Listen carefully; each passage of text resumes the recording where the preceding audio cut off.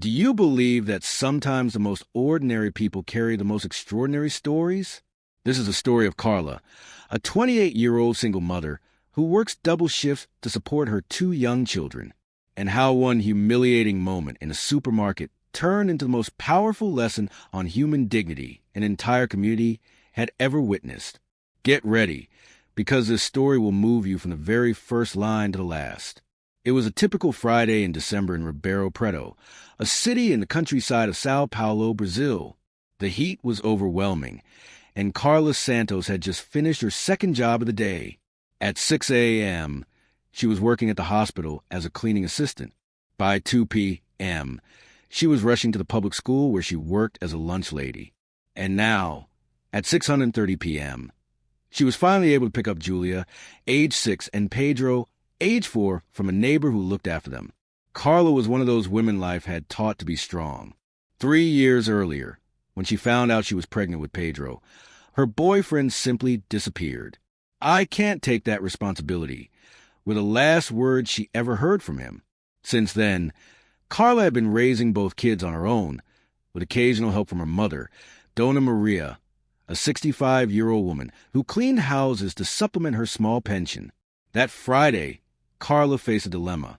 Her paycheck wouldn't come in until Monday, but her kids needed the basics: milk, bread, diapers for Pedro, who still used them at night, and medicine for Julia's cough, which would linger for a week.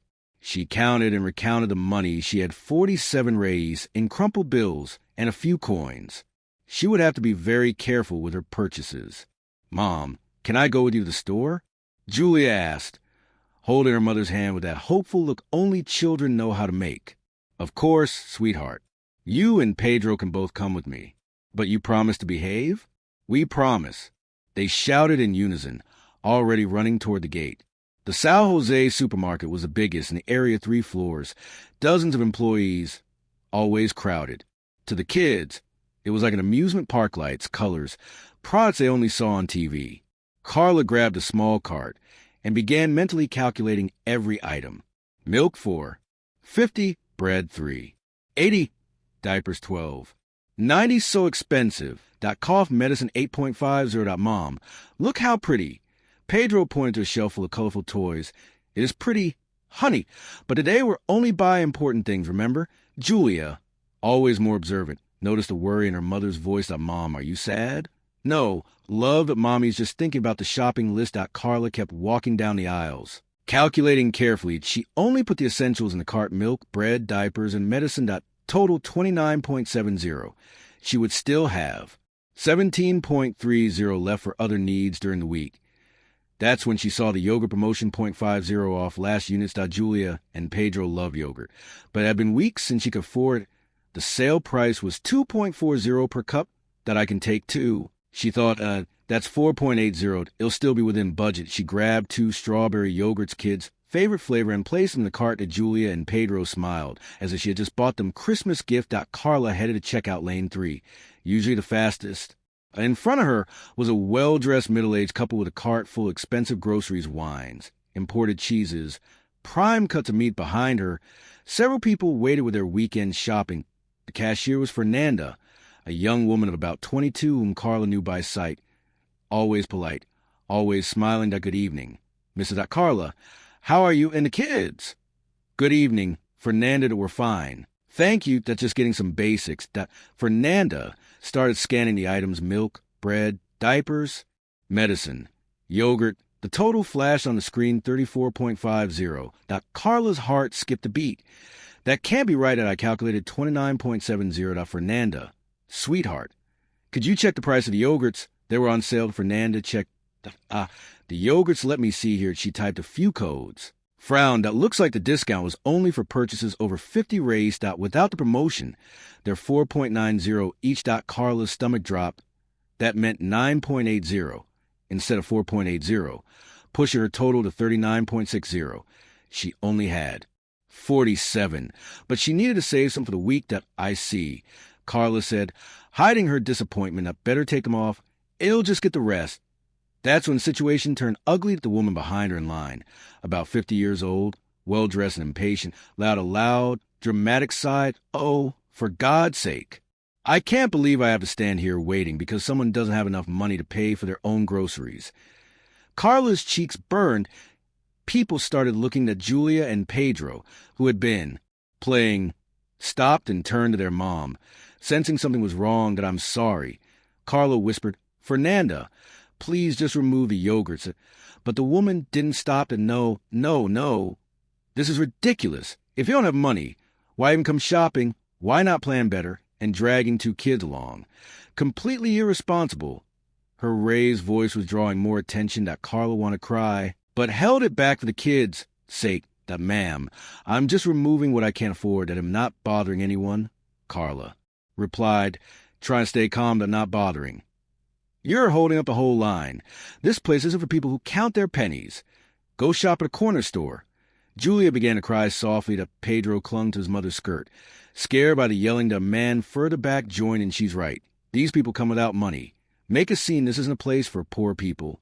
Those words hit Carla like a punch at a place for poor people, as if her money was worth less. As if she didn't belong there. Fernanda looked distressed but didn't know how to intervene. She tried to speed things up. Mrs. Carla, I removed the yogurts. That total is $29.70. But now others chimed in. A teenage girl whispered loudly to her mom, look at that. Mom. She brings her kids just to watch her get embarrassed because she doesn't have money. Tears welled in Carla's eyes, and not for her, but for her children witnessing it. The woman pressed on, look at those kids. Bet she had them without being able to raise them. Should have thought twice. Before. That broke Carla. The tears came. Her hand shook as she pulled out her crumpled bills and coins, counting slowly, nervously. Mom, why is that lady yelling at you? Pedro asked. It's nothing, love, that mommy's paying. And then we'll leave. The woman, relentless, added, see everyone, this is what happens when people don't plan, when they have kids they can't afford. Now the children suffer. Some people agreed out loud, that's right, be responsible. Carla finished counting exactly $29.70. She handed it to Fernanda, who gave her a sympathetic smile. Thank you. Fernanda, Carla whispered, of course. Mrs. Carla, have a good night. She grabbed her bags, held her children's hands, and walked toward the exit. But the woman still shouted after her. Next time, think twice before leaving home without money. Get a better job. That's when Carla stopped. She turned, voice trembling but firm. Ma'am, I work 2 jobs that I wake up at 5 a.m. and get home at 7 p.m. I do everything I can for my children. I was just trying to give them some yogurt. And she walked out, heads turning everywhere. Carla had just passed through the automatic doors when a deep, steady voice boomed over the supermarket loudspeakers. Attention, customers of San Jose's supermarket. This is Ricardo Santos, the general manager. Everyone froze. It was rare to hear his voice. Usually announcements were just sales or security messages. That a few minutes ago, I witnessed something that deeply embarrassed me, that a mother was publicly humiliated in our store. That Carla stopped in the parking lot at Julia, and Pedro stopped too. Let me be clear, no one, absolutely no one, will be humiliated in this supermarket because of their financial situation. Every customer is welcome here, no matter how much they spend inside. Silence. Cashier stopped. Customers stood still. Everyone was listening to the woman, who just left with 2 children, has been a loyal customer for over 2 years. She's always been polite, always paid, always treated our staff with kindness. Tears filled Carla's eyes again, this time not from shame. And let me tell you who she is. She works at San Francisco Hospital as a cleaning assistant every day. She disinfects rooms, cares for patients who cannot care for themselves. People shifted uncomfortably in the afternoons. She works at Joao Pessoa Public School, preparing lunch for over 400 children. She ensures that hundreds of kids have at least one nutritious meal a day. The woman who had started everything stood frozen, face red. And how do I know this? Because 3 months ago, when my 82-year-old mother was hospitalized, it was this woman who cared for her. She combed my mother's hair. When I couldn't be there, she sat and talked with her through sleepless nights. Now many had tears in their eyes, and my mother spoke so fondly of that cleaning lady who treated her with such love that I went to meet her, and I discovered a warrior raising 2 kids alone, working 2 jobs, and never losing her kindness or her dignity. Pause, and then stronger. Carla Santos, if you're still listening, I want to publicly apologize, and I want to ask you to come back. Please. Julia's eyes lit up. Mom, he's talking about you. Carla, Besides my apology, I want to offer you something that from today on, you and your family will have a permanent 20 discount in this supermarket. It's the least we can do for someone who gives so much to our community. That people in the parking lot gathered around Carla, visibly moved, and to those who join in her humiliation today, I leave this message before you judge someone by their appearance or financial situation. Stop and think. You don't know their story. You don't know the battles they fight. You don't know the good they bring to the world. A man approached Carla in the lot. Ma'am, I was in line and didn't offend you. I'm sorry that I feel ashamed. It's okay, sir. Thank you for your respect. Then the voice again, Carla. I know you must be in the parking lot. That, please, come back. There's a surprise waiting for you at customer. Service. Julia tugged her hand, Mom. Let's go see. They returned to the store. What they found was surreal. Dozens of people clapping, staff, customers. Everyone applauding. The woman who had insulted her came forward, sobbing, please forgive me. I didn't know I wasn't thinking. I'm so sorry. It's okay. Carla replied, because she wasn't someone who carried grudges at the customer service desk. Ricardo waited tall, bespectacled, warm, smiled. Carla, it's a pleasure that I'm Ricardo. Thank you for coming back. Thank you for what you did. Carla said, still in disbelief. No.